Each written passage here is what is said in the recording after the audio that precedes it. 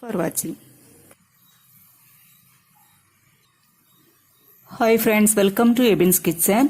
இன்னைக்கு நம்ம சேனல்ல சுவையான தேங்காய் பால் சாதம் எப்படி செய்யறதுன்னு பார்க்க போறோம். வாங்க இப்ப வீடியோக்குள்ள போலாம். தேங்காய் பால் சாதம் செய்யறதுக்காக நான் பிரியாணி அரிசி 1.5 கப் எடுத்துருக்கிறேன். 1.5 கப் எடுத்து 1 மணி நேரமா தண்ணியில ஊற வச்சிருந்தேன். தண்ணியில ஊற வைக்கும் போது ஒரு பாதி லெமன் புழிஞ்சு தண்ணியில ஊற்றியிருந்தேன். ஏன்னா அப்பதான் ஒத்தையா வரும். இல்லைன்னா நீங்க 1 டீஸ்பூன் அளவுக்கு எண்ணெய் ஊற வைக்கும் போது எண்ணெய் ஊற்றி ஊற வச்சிங்கனாலும் ஒத்தையா நல்லா வரும் நமக்கு. அதுக்காக ஊற வச்சு கிளீன் பண்ணி தண்ணி வடிகட்டி எடுத்து வச்சிருக்கிறேன்.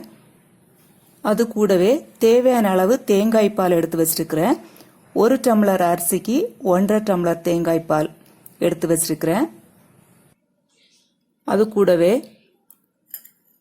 2 ஏலக்காய், 2 கிராம்பு, பிரிஞ்சி இலை, பட்டை ஒரு சின்ன துண்டு எடுத்து வச்சிருக்கிறேன். ஒரு சின்ன தக்காளி பழம் கட் பண்ணி வச்சிருக்கிறேன். தக்காளி பழம் நீங்க வேணும்னா ஆட் பண்ணிக்கோங்க, இல்லைன்னா வேண்டாம். புதினா மல்லி ஒரு கைப்பிடி அளவுக்கு கிளீன் பண்ணி கட் பண்ணி எடுத்து வச்சிருக்கிறேன்.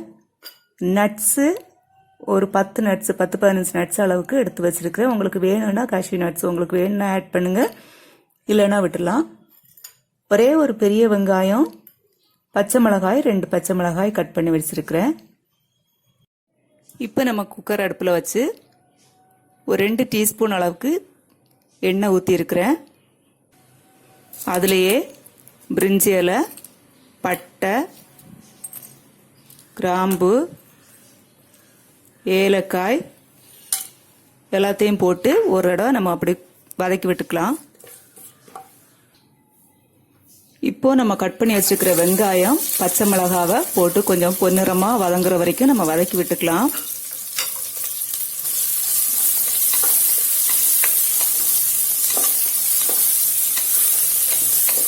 வெங்காயம் வதங்கட்டும்.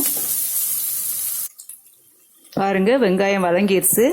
இப்போ நம்ம கட் பண்ணி வச்சிருக்கிற ஒரு தக்காளியையும் போட்டு வதக்கிக்கலாம்.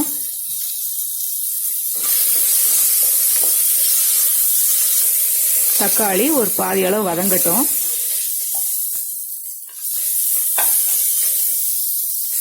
இப்போ இஞ்சி பூண்டு பேஸ்ட் 1 டீஸ்பூன் அளவுக்கு சேர்த்திருக்கிறேன்.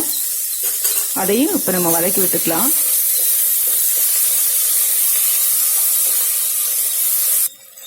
இப்போ எடுத்து வச்சிருக்கிற காஷ்யூ நட்ஸ் போட்டு வதக்கி விட்டுக்கலாம்.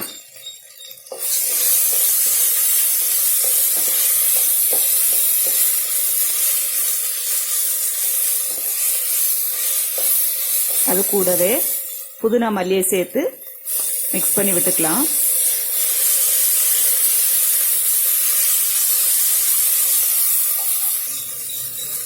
எடுத்து வச்சிருக்கிற தேங்காய் பாலை ஊற்றிக்கலாம்.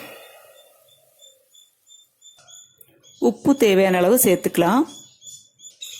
இது கூடவே நம்ம ஊற வச்சு தண்ணி வடிகட்டி எடுத்து வச்சிருக்கிற அரிசியை சேர்த்து மிக்ஸ் பண்ணி விட்டுக்கலாம்.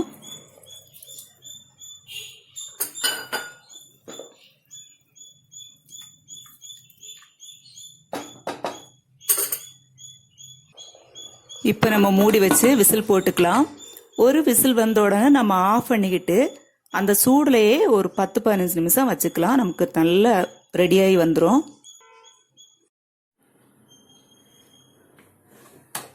ஒரு விசில் அடங்கிருச்சு. ஒரு 10 மினிட்ஸா நான் அப்படியே மூடி வச்சிருந்தேன். இப்போ பாருங்க, தேங்காய் பால் சாதம் நமக்கு ரெடி ஆயிருச்சு. ரொம்ப டேஸ்டாகவும் இருக்கும். இது செய்கிறதும் ரொம்ப ஈஸி.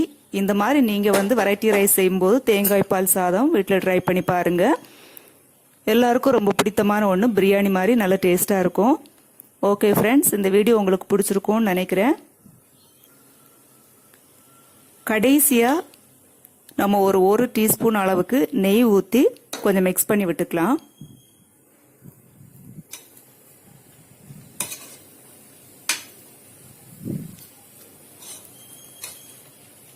நல்லா மிக்ஸ் பண்ணி விட்டாச்சு. ஓகே ஃப்ரெண்ட்ஸ், நெக்ஸ்ட் வீடியோவில் இன்னொரு யூஸ்ஃபுல்லான ரெசிபியோடு உங்களை சந்திக்கிறேன். தேங்க்யூ ஃபார் வாட்சிங்.